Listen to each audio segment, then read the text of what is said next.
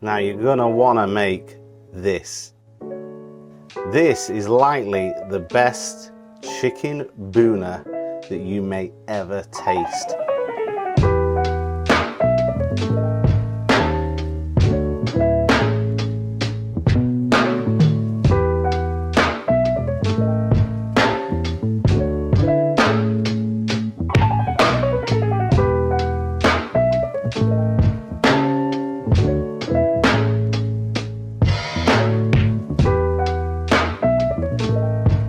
Our ingredients that are going into this chicken BHUNA. So we've got a kilogram of chicken thigh.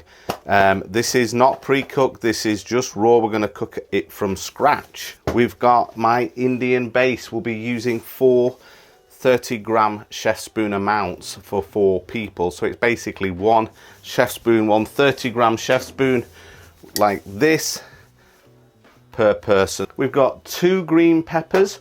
One of these green peppers, this one here, they're just small ones. We're just going to use chunks of green pepper in the actual curry. This other green pepper, we're going to blitz in our blitzer. More about that in a minute. We've got 1 medium onion, 1 large ripe vine tomato, 2 tablespoons of cereal tomato puree, watered down. We've got 2 green chilies that have been de-seeded. We're not going for heat here, we're just going for the flavour from the chilies, but if you want some heat, you can leave them in. Chopped, sliced garlic, and we're going to use 1 tablespoon of roughly chopped ginger. We've got 2 tablespoons of butter ghee. We've got 2 tablespoons of virgin olive oil. For whole spices, we're just going with 2 Tej Pata, 2 Asian bay leaves, 1.5 teaspoons of salt. We've got 2 teaspoons of demerara brown sugar. We've got a bunch of fresh coriander. We've got some hot water which we're going to use to get the consistency that we want. We're going to be using turmeric powder.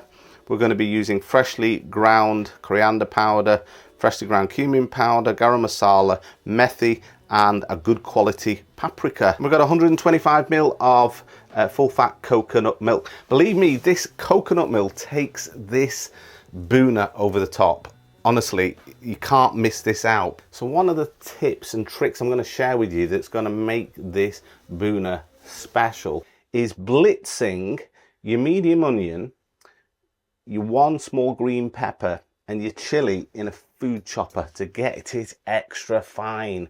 When you blitz these 3 ingredients together and you fry them in the oil, not only does it get you the texture that you want in a BHUNA, which is a thick curry really, because really that's what a BHUNA is, but the flavour is just a little bit different, and you'll see what I mean when you try this method. Now, if you haven't got a food chopper like this, you could do it by hand, but you need to get the onions and the peppers and the chilies really fine.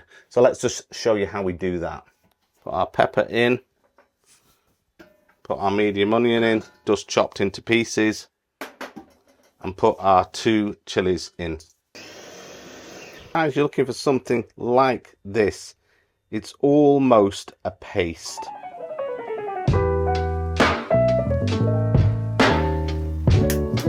This pan is perfect for this type of cooking. It takes a bit longer to heat up, but once it's hot, it stays hot, and you can moderate the heat really well. It doesn't heat up as quick as an aluminium pan, but we don't need what an aluminium pan does, which is basically cooking down a thin Bangladeshi style base gravy. We're cooking with a thick Indian base, so this is perfect. So you might hear some noise, some drilling, some banging.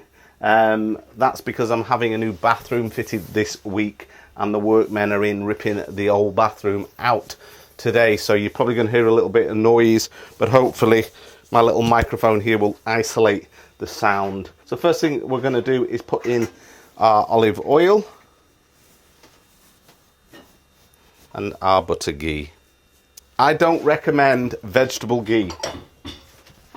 I think it's pretty horrendous stuff, to be honest with you. If you look what goes into vegetable ghee, it's not really healthy at all. So if you're going to have ghee, which I do use, it's a natural fat. Obviously, it's going to add calories, but in moderation, it's okay. So first thing we're going to do is we're going to put in our Asian bay leaves, 2 of those, and we're just going to fry those for about 30 seconds. Okay, so that's enough for those. And then we're just going to take our blended onion, green pepper and chili without the seeds and put that into the oil and ghee.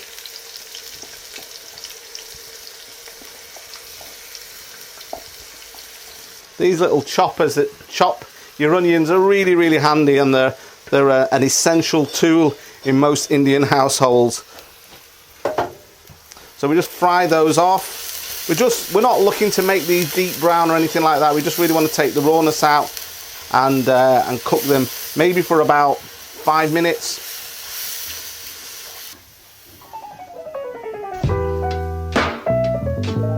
It's been about 5 minutes. It's hard to tell about the onions because we've got the peppers and the chili mixed in here, but really what you're looking for is just to cook the rawness out and get rid of that sulfuric smell that you get from raw onions. And you can tell by the smell, yeah, they're okay. So that's been about 5 minutes. So now we're going to add in our garlic.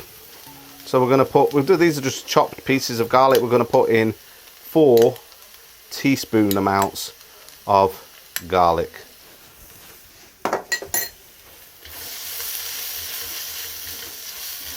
And 2 teaspoon amounts of root ginger.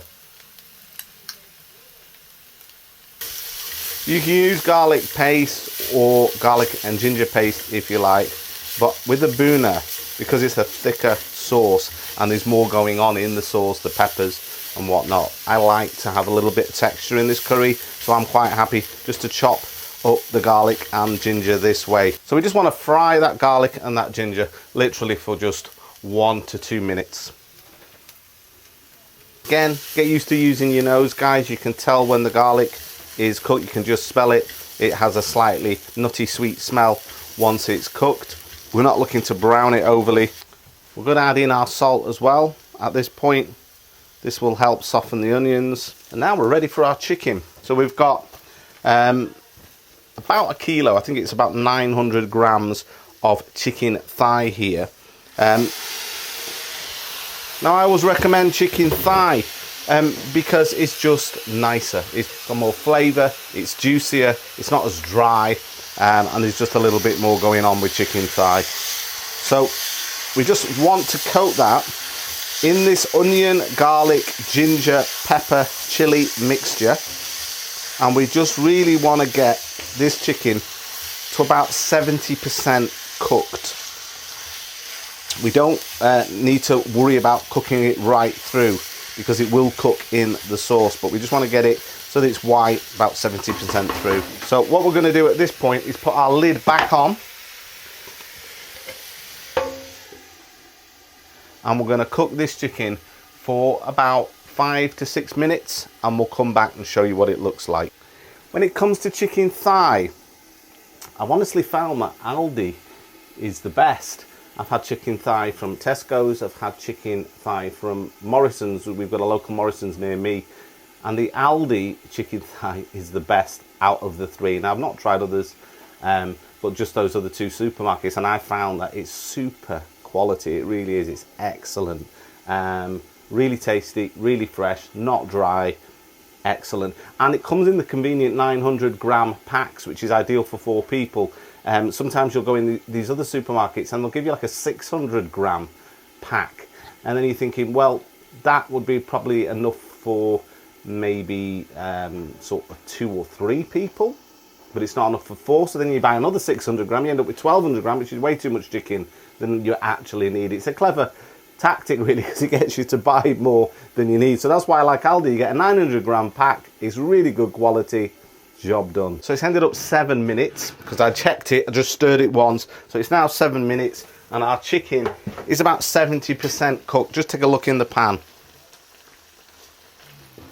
and you'll notice the juices of the chicken come out here, so we didn't have to worry that it was going to stick or burn or anything like that.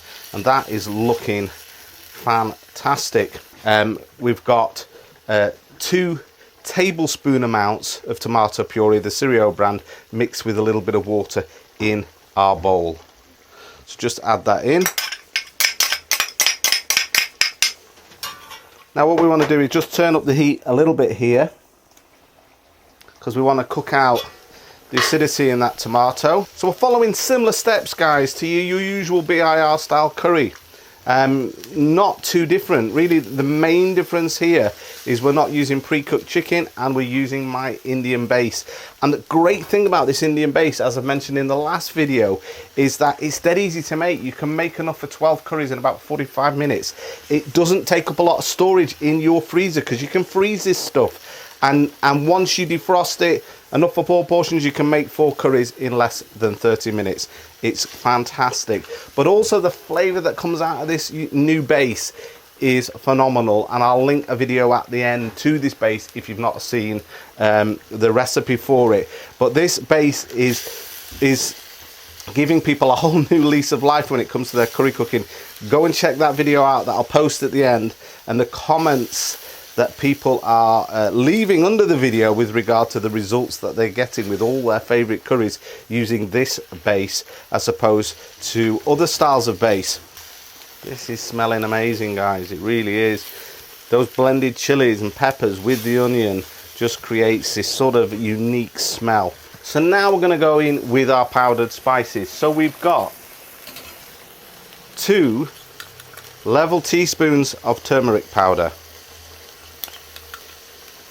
We've got 2 regular teaspoons of freshly ground coriander powder. We've got 1 heaped teaspoon of cumin powder. And we're going to use 2 heaped teaspoons of good quality paprika, not smoked paprika. This is just a good quality. You can tell a good quality because it should be a deep red colour and the smell should really sort of hit you. We've got 1 teaspoon of methi. We're just going to put that in the hand.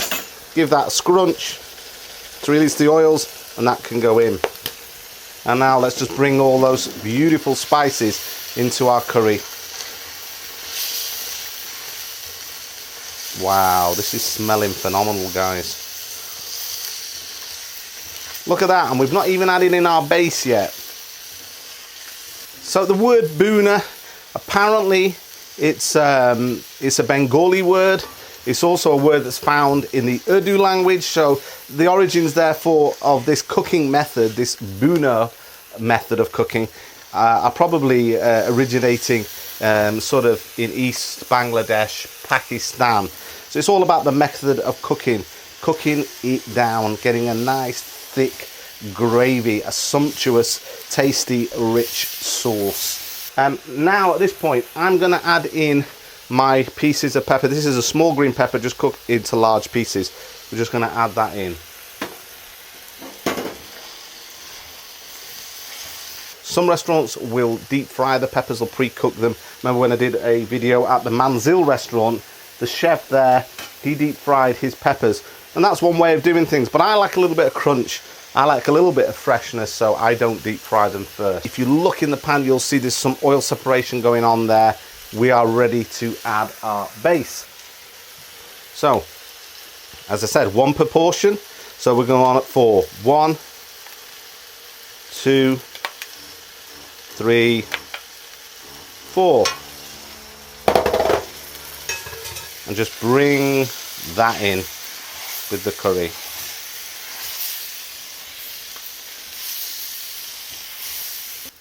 Well, as mentioned, we don't need to really cook this any further because this base is cooked.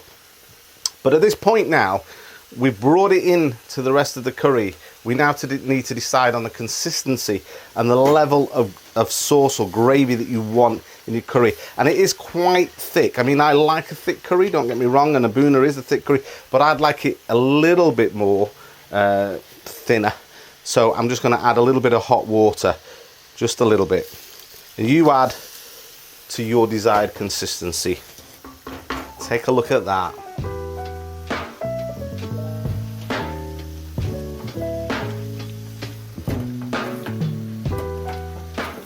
Now we're into our next cooking phase. So we're going to add in our tomatoes, and we've got 1 large vine tomato here cut into 4 pieces. So basically 1 large piece of tomato per person, as this curry is for 4. And we're going to add in a lot of our coriander. We'll leave a bit left for garnish, but we've got our coriander with stalks going into this curry. We don't add the tomatoes in earlier with the peppers because we don't want them to go to nothing. They'll just, if you add them in too early, the tomatoes will disintegrate and you won't really notice them. You want the appearance of the tomato in the curry because that's typical of a restaurant BHUNA. And now we're going to add in our sugar. And the sugar just balances this curry. It just adds a level of sweetness and it brings out the sweetness also in the tomatoes. Now, this is what takes our BHUNA over the top. It's our coconut milk. And at this stage, we're going to add that in.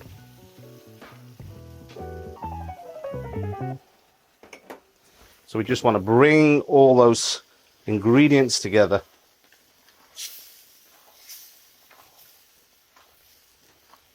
We've added in our coconut milk. We're just going to take the heat down. So we'll put this lid on now and we'll cook this for about another 5 or 6 minutes. We'll come back. You'll see that the oil separation's occurred, which tells us that we're ready.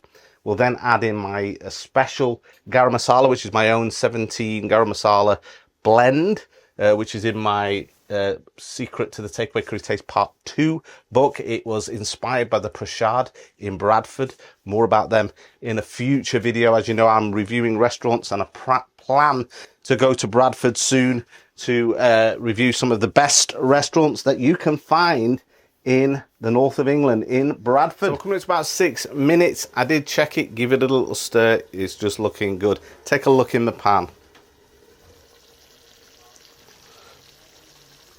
As you can see, we've got some nice oil separation there and our BHUNA is looking really nice. So just make sure nothing's sticking. This is a cast iron seasoned wok, so it's really good. Nothing really sticks. And you can see our tomatoes just where we want it. It's nicely cooked, but it's still got form. So we're going to add in a heaped teaspoon amount, and this is my 17 blend. 17 different spices go into this. As I said, it was inspired by the 𝒬𝒐𝒏 restaurant in Bradford. So I'm just going to put that in there and we're just going to let that cook maybe for another 2 or 3 minutes. That's it really. So our curry is looking perfect, as you can see there. I'm just going to give it a little taste just to check the seasoning, because remember we went with about 1.5 teaspoons of salt. So I always go with slightly less salt rather than 2 teaspoons. I go with 1.5 teaspoons because I want to just see if it's enough, and then I can add a bit more if it's not. That's perfect. We don't need any more salt. That is so good. You're gonna love this curry, you really are. So what we'll do is we'll serve this up and I'll do the all important taste test and try to describe to you what this over the top chicken BHUNA for 4 people tastes like with my Indian base.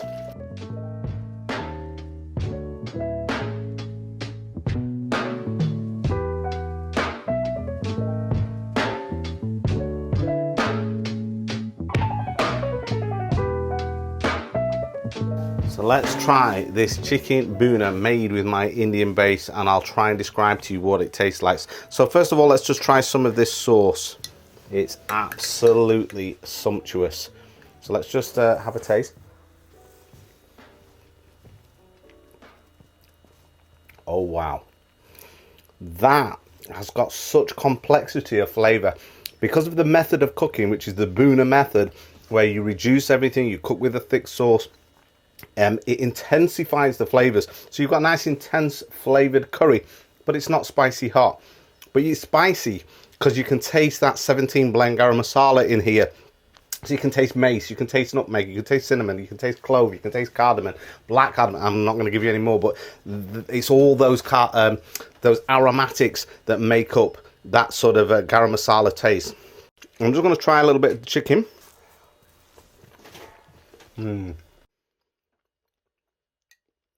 I'm really loving this base because it's really opening up a whole new world of curries for me, and it will do for you if you make it. Go and check out the comments on this new Indian base. I'll post it at the end and just see what people are saying about it, because honestly it can take some of your favourite curries to a different level. A curry like this brings you back to why it tastes so good, and the peppers in there, it really is good. And I'm so glad that I've made this curry. I'm going to start having BHUNA a little bit more often. So let me see if I can break it down and tell you how this BHUNA tastes like.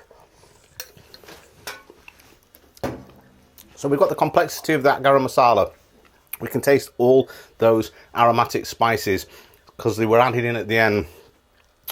We can taste the freshness that comes when you add in tomato and pepper. There's a whole sort of fresh element that adds to the curry. You can detect that creaminess and richness that the coconut milk gives it. You can't really taste coconut in this curry, so don't worry guys that this is going to turn this into a coconutty curry, because remember we only used 125 ml. But what it does do, it gives it a velvet, rich, creamy texture and just takes it over the top. It gives it depth. And it gives you a more sumptuous gravy. It really does. Try it and tell me what you think. I'm sure you're going to love it. Try it guys, tell me what you think about it. I hope you enjoy it. It's a great curry for your Friday night or your Saturday night or your Sunday night, whenever you're planning on cooking curry. Let me know what you think about it and tell me in the comments. I'd love to hear about that. So I'll look forward to seeing you guys in the next video. Until then, you know what? Happy currying.